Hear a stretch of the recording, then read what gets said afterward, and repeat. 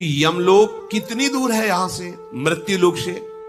कैसा है, कितना बड़ा है, किस उपाय से वहां के संकटों से पार हुआ जा सकता है? आप कृपा करके बतलाइए। मार्कंडेय जी ने कहा, धर्मात्माओं में श्रेष्ठ युधिष्ठिर, तुम्हारा ऐसा प्रश्न करना बहुत उत्तम है। ये बड़ी गोपनीय बात है। तुम ऋषियों का आदर करते हो, इसलिए मैं तुम्हें बता रहा हूं। यहां मृत्यु लोक से 86,000 योजन पर नरक विराजमान है।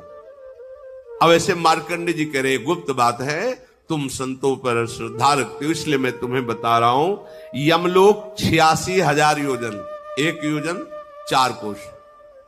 यमलोक का मार्ग 86,000 योजन है, और उस मार्ग में कहीं कोई प्रकाश नहीं, कहीं कोई जल नहीं, कहीं कोई वृक्ष नहीं, और आग जैसी तपती हुई भूमि है, केवल आकाश मात्र है।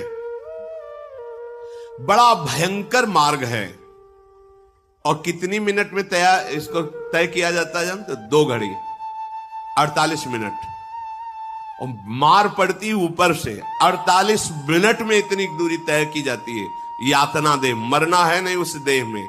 जैसे 5 भौतिक देह तो मर जाएगा, लेकिन यातना देह नहीं मरेगा। काट दोगे फिर भी नहीं मरेगा, काटा फिर जुड़ गया फिर, क्योंकि इसे भोगना है। बड़ा भयानक दुर्गम है। वहां ना कोई वृक्ष की छाया है, ना पानी है, ना कोई ऐसा स्थान है जहां बैठा जा सके। जीव को भारी कष्ट देते हुए ले जाया जाता है। यमराज की आज्ञा से भयंकर कष्ट देने वाले, एकदम कठोर स्वभाव वाले, चाहे पुरुष हो या स्त्री हो या बालक हो या बूढ़ा हो, जो यहां अपराध किया है उसका दंड भोगने के लिए उस जीव को वहां से ले जाया जाता है। जिन्होंने यहां पादुका दान की है, उत्तम साधन परायण जनों को जो दान किए, उनको पादुका दान, तो उनको पादुका मिलेगी उस रास्ते में। तपती हुई आग की तरह जो मार्ग की भूमि है, उसमें उनको पादुका मिलेगी। यदि वाहनों का दान किया है तो वाहन, छत्र का दान किया है तो छत्र, और यदि प्रकाश का दान किया है तो प्रकाश, अन्न दान किया है तो उसे आराम से बैठाल कर भोजन कराते हुए ले जाया जाएगा, तो जाएगा नरकई। यहां प्रकाश दान करता है, उसको मार्ग में प्रकाश मिलता है। जो यहां भोजन अन्न दान करता है उसको अन्न मिलता है। और जिन्होंने यहां किसी को भरपेट भोजन नहीं पवाया, तो उसको भूख में, प्यास में, जैसे आपने यहां पौशाला खोल दिया, कोई पानी की व्यवस्था कर दी, सैकड़ों लगाए, पानी पिए, तो अगर बहुत ही पाप है, नरक जाना भी पड़ेगा, तो वीआईपी व्यवस्था आपकी रहेगी। नहीं होते जैसे वीआईपी लोग जाते हैं किसी छोटे मोटे अपराध या ऐसे, उसमें तो उनके पंखा भी लगता है, उनके लिए व्यवस्था वैसे, जो ऐसे तो फिर नीचे टाट बिछा है उसी में, वैसे अलग अलग व्यवस्था नरक में भी होती है। जिन्होंने यहां किसी को भोजन नहीं, किसी को वस्त्र नहीं दिया, किसी को पानी नहीं पिलाया, कभी किसी को कोई सेवा नहीं की, नंगे, वहां कोई कपड़ा नहीं पहना जाता यातना देह में, बड़ा कष्टमय जीवन। आचार्य और बड़े बड़े महापुरुष इसका वर्णन करते हैं।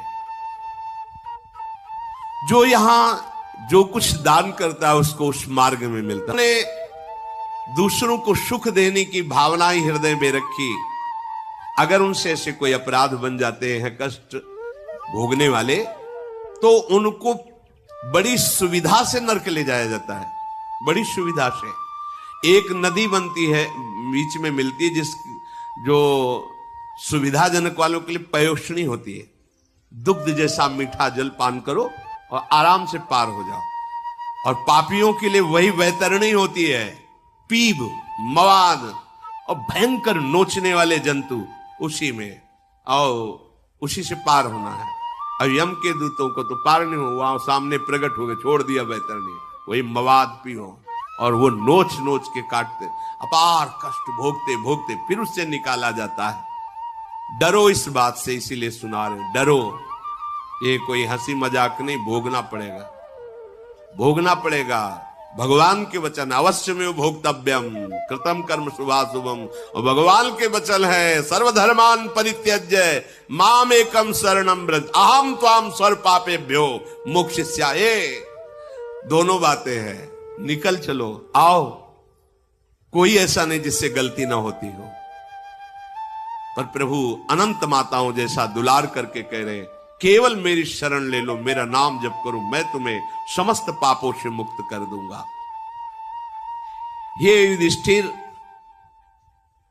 प्यासे को जल पान कराना बड़ा अलौकिक माना जाता है, इसलिए अन्नदान, जलदान, वासदान, वस्त्रदान ये जो करते हैं तो उनके लिए वही वैतरणी पुष्पोदक बन जाती, भारी सुगंध, जैसे केवड़ा आदि डालकर सुगंधित मीठा जल ऐसे, और खूब स्नान करते, शीतल, कोई जंतु काटने वाला नहीं, वही नदी और वही पापियों के लिए भयंकर नदी बन जाती है, अमृत के समान मीठे जल में वो पार कर। जैसे इस प्रकार विधि पूर्वक जो अपने जीवन को ठीक से चलाता है उसको नरक जाना ही नहीं पड़ता। कुछ भी हो गया हो, हमारी बात मान लेना। जब संत मंडली जहां अजामिल रहता था उस नगर में पहुंचे तो कुछ लोग बहुत मजाकिया होते हैं, गांव में होते हैं, मतलब उनका दिन भर का काम ही यही होता है, खा पी के चौराहे पे बैठे रहना, जो फंसे उसकी हंसी मजाक कर, कुछ काम तो है ले, तो उनका काम ही होता है। तो संत जन मिले, उनका कोई उत्तम ब्राह्मण मिलेगा इस गांव में जहां हम भिक्षा ले सकते हैं। ब्राह्मणों को इसलिए पूछते थे कि मदिरापान, मांस त्याग, सत्कर्म में लगना, ज्यादा ऐसा भाव पहले ऐसा था। तो उन्होंने कहा हमारे यहाँ बहुत बढ़िया उत्तम ब्राह्मण है अजामिल जी, गांव के बाहर रहते हैं, और वैश्यागमन, हिंसा करना, मांस खाना, मतलब एकदम निकृष्ट गति को प्राप्त थे। तो एक बगीचा था सामने, वहां रुक गए। थोड़ी देर में देखा तो एक हिरन को मारे हुए बूढ़ा अजामिल आ रहा था। सामने देखा, संत दरस जिम पातक, संत मेरा कैसे ऐसा भाग्य हो सकता है कि मेरे यहां संत पधारे। संत के दरस परस अघनाश, तभी विचार उत्पन्न हो, दर्शन मात्र से काम बन जाए। दरस परस अघनाश, और कहीं वास करो निज संग, अगर उनके संग कुछ क्षण रहने को मिल जाए, बैठने को मिल जाए, 4 कदम चलने को मिल जाए। अजामिल रो पड़ा, चरणों में गिरा, मेरा जीवन नष्ट हो गया महाराज। यद्यपि मैं उत्तम कुल में जन्मा था, धर्माचरण करता था, पर वैश्या के संग से आज मैं बहुत पतित हो चुका हूं। ये संत दर्शन का फल होता है, अपनी कमियां पूरी दिखाई देने लगना। संतों ने कहा मैं समझ गया, तुम चिंता मत करो, क्या तुम भगवान का भजन कर सकते हो थोड़ा? उनका बिल्कुल नहीं, इतना हृदय गंदा हो गया है कि हम सोच भी नहीं सकते कि 5 मिनट बैठ करके भगवान का नाम ले, हमारे अंदर सामर्थ्य है। अच्छा, तो मैं देख रहा हूं कि तुम्हारे से अभी एक पुत्र और होगा, तुम उसका नाम नारायण रख दे, बस इससे कल्याण हो जाए। ये बात उनके हृदय में बैठ गई। कुछ दिनों बाद जब पुत्र हुआ, उसका नाम नारायण रखा। संतों की कृपा से मोह तो था ही, और मोह हो गया, अत्यंत आसक्ति। अंतिम समय में उसे और कोई याद नहीं, वही अपना बेटा याद है जो खेल रहा था, उसको पुकारा नारायण।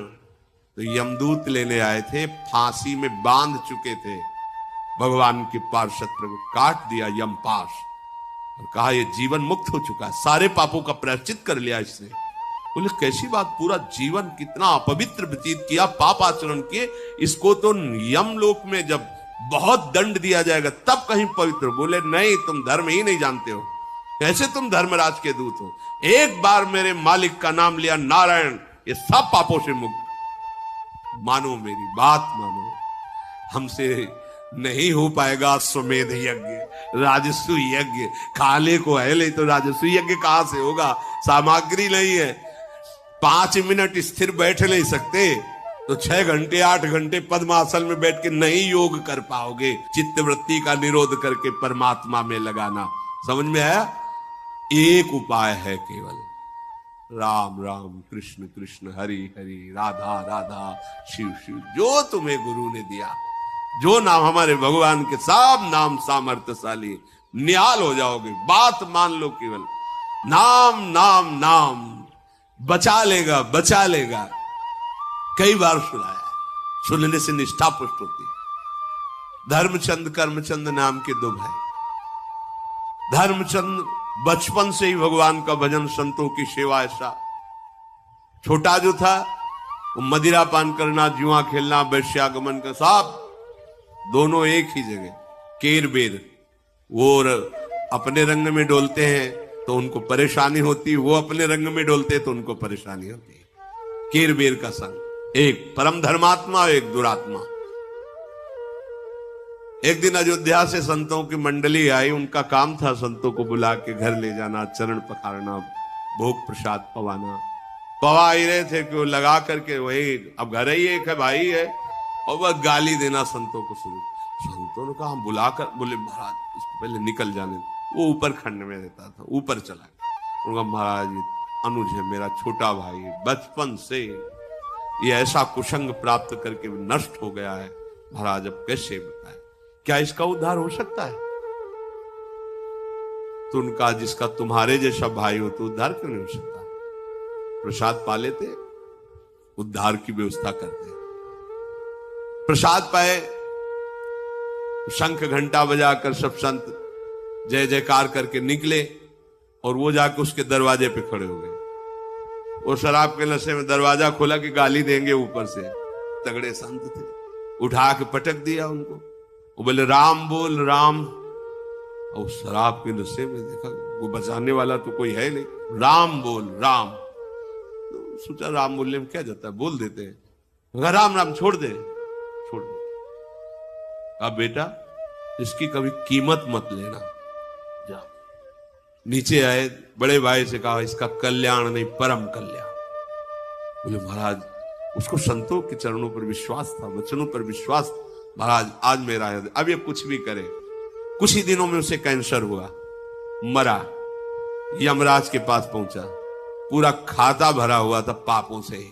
संतों को गालियां देना, अपमान करना, मदिरा पीना, व्यभिचार करना, सब एक जगह स्वर्णिम अक्षर से लिखा था। इसलिए 2 बार संत के कहने से राम राम का कांप गए, क्योंकि परम वैष्णवाचार्य धर्मराज जी उन्होंने कहा पापों का भोग तुझे तो मिलेगा ही, 2 बार तूने भगवान नाम लिया, क्या चाहता उसके बदले में सुख। तो संत का आदेश उस समय भी जीवात्मा को स्मृति रही, बेटा इसकी कीमत ना लेना। तो उन्होंने कहा कि मुझे बताओ तो इसकी कीमत क्या होती है। तो जिलाने लगे धर्मराज, भगवान नाम की कीमत, अपराध न बन जाए कहीं कुछ ऐसा वैसा बोल दे, क्योंकि भगवान का नाम है। तो कीमत तो त्रिभुवनपति देवराज इंद्र ध्यान किया, आ गए। बोले समस्या ऐसी, फाइनल करने में 2 नाम इसने जीवन में ले, पूछ रहा कीमत क्या है। हमारी सामर्थ्य नहीं कि मैं इसका निर्णय कर सकूं। तो उसके ऊपर परमेष्ठी पद ब्रह्मा जी का, अब उनको तो बुला नहीं सकते ना, ये तो बराबर का कभी धर्मराज देवराज के पास जाते थे, कभी देवराज धर्मराज के पास, लेकिन ये ब्रह्मा जी को थोड़ी वहां तो जाना पड़ेगा। तो जैसा पूज्य भाई जी महाराज से हनुमान प्रसाद पोद्दार जी, वो समझ गया कि हमारा पावर बहुत जोर का है, ये नाम का पावर बहुत, वो हम पैदल नहीं चलेंगे, हम तो पालकी में जाएंगे। तो जीवात्मा को पालकी में बैठाल के एक तरफ देवराज एक तरफ धर्मराज ब्रह्मा जी के पास ले गए और श्री राम शर्मा जी पधार गए। इसकी लीला भी दिखाते थे। ब्रह्मा जी के समीप गए, ब्रह्मा जी ने कहा कि आज कैसे परम लोकपाल पधारे, क्या समस्या। तो उनका भगवान आपको न्याय करना है, इस बड़ा पापी जीवन भर पाप किए, 2 बार राम राम कहा, भगवान इसका क्या फल होगा। वो भी ऐसे ऐसे सहलाने लगे दाढ़ी की, भगवान के नाम की कीमत, अरे एक नाम त्रिलोक ही तारे। उन्होंने कहा कि हम तो सृष्टि रचना के विधान में ही ज्यादातर मगन रहते हैं, भजन में डूबे रहते हैं। भगवान शंकर कैलाश चलते हैं, वही निर्णय करेंगे। अब ब्रह्मा जी, देवराज इंद्र, धर्मराज, महादेव जी ने आओ कैसे। उनका भगवान ये 2 बार राम राम बोला, पूरा जीवन पाप किया, इसका क्या फल हो सकता है। भगवान शिव ने कहा कीमत फल नहीं। रा कह के जहर पी गए, मां कह के आज तक गले में रुका हुआ है, तो गले में एक बूंद पानी नहीं रोक सकते तुम। अगर गले में रुका खांसी नहीं आने लगती। जहर पूरा रोक लिया, समुद्र मंथन का हाल जहर। मैं उसी नाम के प्रभाव से काशी में मोक्ष प्रदान करता हूं, पर कीमत क्या है मैं नहीं जानता। बोले फाइनल कैसे हो? बोले वहीं चलो जिनका नाम है।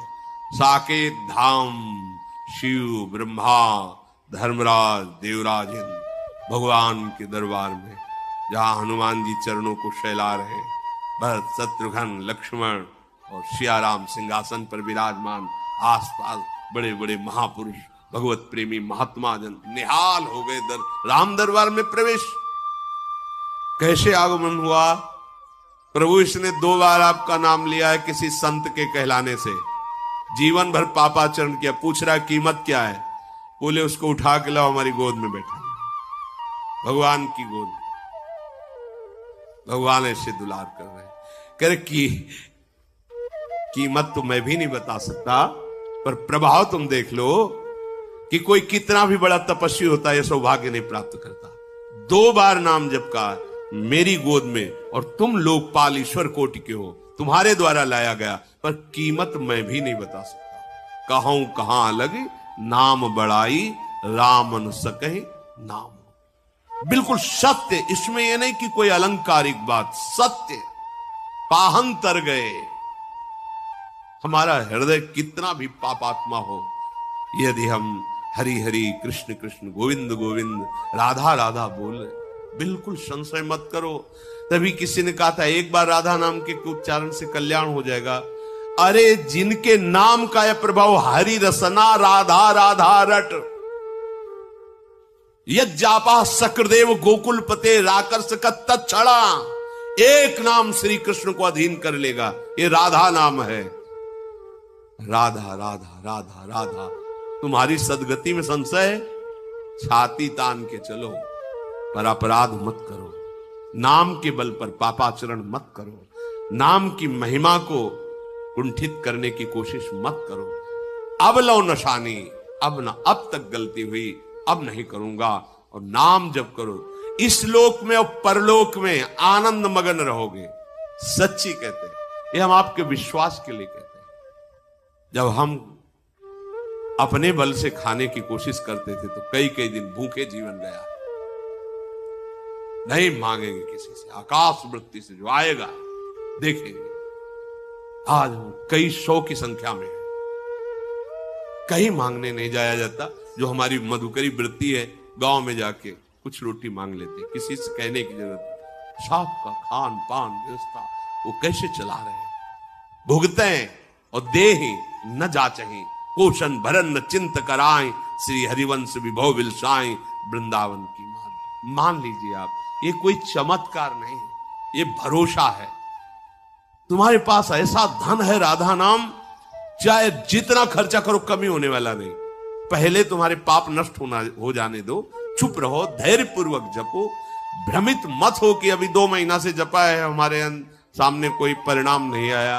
कोई परिणाम नहीं आया, लेकिन ऐसा परिणाम आएगा अगर बंद भी कर दो तो आप तुम्हारी दुर्गति नहीं होगी।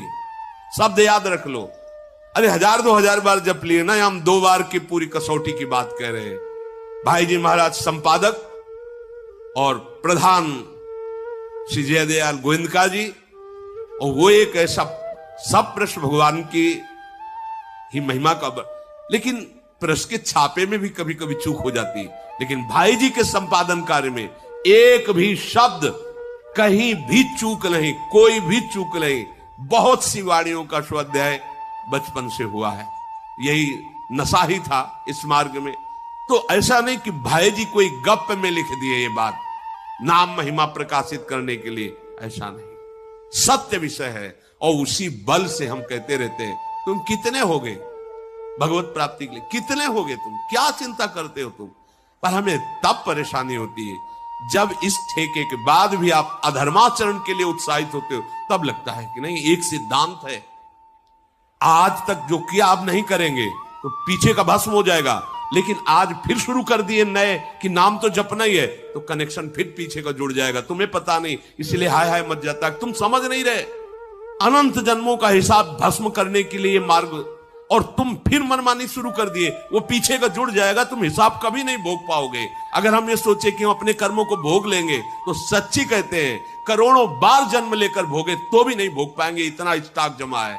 उसको तो केवल भगवान की कृपा ही भस्म करेगी, और वो भस्म करने का सिद्धांत है अवलो नशानी। अब ना आज तक किया, अब नहीं करेंगे, बस माफ हो गया, पक्का समझ लो। उलट गए ना, भगवान देख रहे, क्षमा कर देंगे। पर ये जो चलता रहा कि सुना नाम की महिमा तो खूब दिन भर पाप करो, रात में राधा राधा कृष्ण कृष्ण। अब तुम जानबूझ करके विष पी रहे हो, पीछे का कनेक्शन जुड़ेगा, तुम्हें दंड मिलेगा, और इसका फल जो नाम जप कर रहे हो ये दंड भोगने के बाद प्रकाशित होगा। काहे को बीच में कलंक डाल रहे हो, काहे को ये दुख भोगने का रास्ता कर रहे हो? जान रहे हो कि अभी तक सुख नहीं मिला, इसलिए अब होश में हो जाओ। नाम परम मंगल करने, इसमें दो बातें आंतरिक हैं।